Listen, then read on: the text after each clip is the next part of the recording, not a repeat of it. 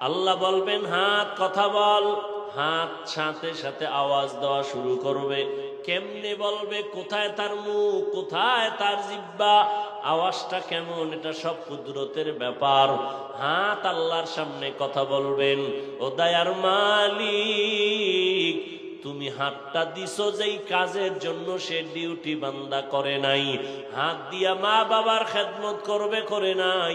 হাত দিয়া বান্দা কোরআন ধরে ধরে পড়বে, পড়ে নাই। হাতের দ্বারা বান্দা নেক আমল করবে, করে নাই। বরং এই হাত আলেমের বিরুদ্ধে আঙ্গুল ব্যবহার করেছে, মোবাইলে বিরোধিতা করেছে। হাত দিয়া বান্দা গুনার দিকে কাজ করেছে। আল্লাহ বলবেন চোখ তুমি বলো। চোখ বলবে হে মালিক, তুমি যেই দেখার জন্য চোখ দিছো এই বান্দা তা দেখে নাই। চক্ষু দিয়া মা বাবা দেখবে সওয়াব, এই চোখ দিয়া উলামায়ে আহলে হক দেখবে সওয়াব। এই চক্ষু দিয়া কোরআন তাকায় তাকায় দেখবে সওয়াব। এই চোখ দিয়া আল্লাহর ঘর বাইতুল্লাহ তাকায় দেখবে সওয়াব। বান্দা মা বাবা দেখে না, আলেম দেখে নাই, কোরআন দেখে নাই, বাইতুল্লাহ দেখে নাই, দরওয়াজা জানালা বন্ধ করে তোমার এই গোলাম মোবাইল হাতের মধ্যে নিয়া সারাটা রাত কবিরা গুনাহ, কবিরা গুনাহ, কবিরা গুনাহ দেখে দেখে সারা রাত কাটিয়েছে। ফজরের খবর নাই, চেহারাটা পর্যন্ত নষ্ট হয়ে গেছে। এরে আমার কলিজার যুবক, চেহারার মধ্যে কেন আলো নাই? চেহারার দিকে তাকাইলে কেন মায়া হয় না? এরে যুবক, একটু চিন্তা করো। আল্লাহ তাআলা পশুকে আল্লাহ ভালো মন্দ যাচাই করার জ্ঞান দেন নাই, মানুষকে দান করেছেন। একটু চিন্তা করো, আয়নার সামনে তাকাও, তোমার চেহারাটা কেন এত নষ্ট? চেহারার মধ্যে কেন নূর নাই, আলো নাই, আকর্ষণ নাই? একমাত্র কারণ সারা রাত মোবাইল দেখে দেখে চেহারার নূর তুমি নষ্ট করে ফেলেছো। শুধু কি তাই? এই এক মোবাইল হাতে নেওয়ার কারণে নিজে নিজে নিজের জীবনটাকে ধ্বংস করে ফেলতেছো, খবর নাই। কেউ যদি তোমারে বুঝায় তুমি বুঝো না, বরং উল্টা তার বিরোধিতা করো। অথচ তুমি একটা ছুরি নিয়ে যদি নিজের কল্লা কাটো, এটাও তোমার যেমন খারাপ লাগার কথা। মোবাইল হাতে নিয়ে নিজের জীবন নিজে ক্ষতি করো, এটাও তো তোমার বোঝা উচিত। আজকে বাসায় গিয়া গুগলে সার্চ দিয়ে দেখবি, টাচ মোবাইল চালাইলে দেখলে শরীরের অঙ্গ প্রত্যঙ্গের কি কি ক্ষতি হয়। আমি বলি তুমি শুনে যাও, তারপরে গুগলে গিয়া মিলাও। এই মোবাইলের কারণে হসপিটালে গিয়া তাড়াতাড়ি চেক আপ করে দেখো, এই মোবাইল তোমার কিডনি ড্যামেজ করে দিতেছে, খবর নাই। এই মোবাইলের কারণে তোমার হার্ট দুর্বল, ব্রেন দুর্বল, চোখের পাওয়ার চলে যায়, কানের পাওয়ার চলে যায়। দেখো না, আগের তুলনায় মাথা ব্যথা বেড়ে গেছে, বুকে ব্যথা বেড়ে গেছে, স্ট্রোকের রোগী বেড়ে গেছে। ভালো মানুষ রোগ নাই, হঠাৎ করে মরে যায় কেন? বলে অ্যাটাক করেছে, স্ট্রোক করেছে। এরে আল্লাহর বান্দা, এই মোবাইলের কারণে তোমার চরিত্র শেষ, লেখাপড়া শেষ। এই মোবাইলের কারণে কত সন্তান মায়ের সাথে বেয়াদবি করেছো, বাবার সাথে বেয়াদবি।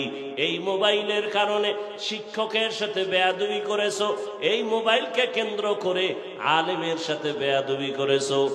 এক মোবাইলকে কেন্দ্র করে কত সন্তান মায়ের টাকা চুরি করেছে, কত সন্তান বাবার টাকা চুরি করে। মা বাবায় না দিলে বন্ধুর পকেট মারে, বন্ধু যদি না দেয় মানুষের দোকান চুরির ষড়যন্ত্র করে। তাহলে তোর এই মোবাইলে চরিত্র নাই, লেখাপড়া নাই, শরীর নাই, চোখের পাওয়ার নাই, কিডনি দুর্বল। এক কথায় তোর মধ্যে এখন কিছুই নাই, আছে একটা রুহু। আজরাইল এটা নিয়ে গেলে তুইও নাই। বুঝানোর কথা বুঝাই গেলাম, মানবা কিনা সে দায়িত্ব তোমার। বুঝানোর দরকার, বুঝাই গেলাম। হেদায়েতের মালিক তো আল্লাহ। ওরে কপাল যদি পুড়ে যায় রে যুবক, আমি হাফিজুর রহমান কেন, মক্কা মদিনার ইমাম কেন, স্বয়ং রসুলেও বয়ান করলে কপাল খুলবে না।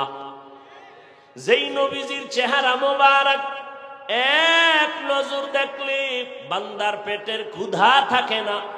কেমন মায়ার নবী আমার, যেই রহমতের নবীর দিকে মোহাব্বতের নজর দিয়ে তাকাইলে বান্দার জাহান্নাম হারাম হয়। আম্মা জান আয়েশা রাদিয়াল্লাহু আনহা বলেন, নবীজির ঘাম বোতলে ভরে রাখতাম, আর আমরা বড় বড় অনুষ্ঠানে আতর হিসেবে ব্যবহার করতাম। এরে আল্লাহর গোলাম, যেই নবীর চেহারা দেখলে কলিজা ঠান্ডা হয় এক নজর, কিন্তু কত বড় বেঈমান কপাল পোড়া, একবার আর দুইবার না, দীর্ঘ টানা 13 বছর পর্যন্ত নবীজিরে দেখলো, বয়ান শুনলো, এরপরেও বেঈমান কালেমা পড়ে নাই। এত বড় নিকৃষ্ট কপাল পোড়ার নাম জানেননি? আবু জাহাল। অন্যদিকে 27 বছরের যুবক তরবারি নিয়ে দৌড়ায় আমার নবীর গর্দান কাটার জন্য। নবীজির চেহারা মোবারক দেখা তরবারি ফালায় বলেন, ও রহমতের নবী আমার, বেয়াদবি মাফ করেন, আমাকে কালেমার রশি লাগায়া দেন। 27 বছরের যুবক নবীর হাতে কালেমা পড়িয়া তরবারি হাতে নিয়ে দাঁড়ায় বলে, বেঈমান, সাহস থাকলে এই বান্দার তরবারির সামনে দাঁড়াও। আমি নবীর বিরুদ্ধে কথা বলতে যদি চাও, নবীরে দরকার নাই, আমার তরবারি ফয়সালা করবে, সামনে আসো। এই কফালওয়ালা 27 বছরের যুবককে জানেননি? এর নাম কফাল। এর নাম কি? কফাল। 13 বছর দেখছে, এরপরও কালেমা পড়ে না, আর 27 বছর বয়সে নবীকে দেইখা জবাই করতে এসে কালেমা পড়ে ফেললো। এই জন্য কপাল যদি পুড়ে যায়, আমার বয়ানও কাজ হবে। এত মানুষ এখানে, মাঠ ভরা, দাঁড়ানোরও সুযোগ নাই, এত মানুষ। বাসায় যায় বলবে, ও অনেক লোক হইছে, কি লাভ হবে তোমার চাপাবাজি করলে যদি ফজরে মসজিদ থাকে খালি? কি এত মানুষ এখানে, অনেক আশেকে রসুল ফজর পড়ে নাই, জোহর পড়ে নাই, আসর পড়ে নাই, মাগরিব পড়ে নাই, এশা পড়বে কিনা তাও জানা নাই।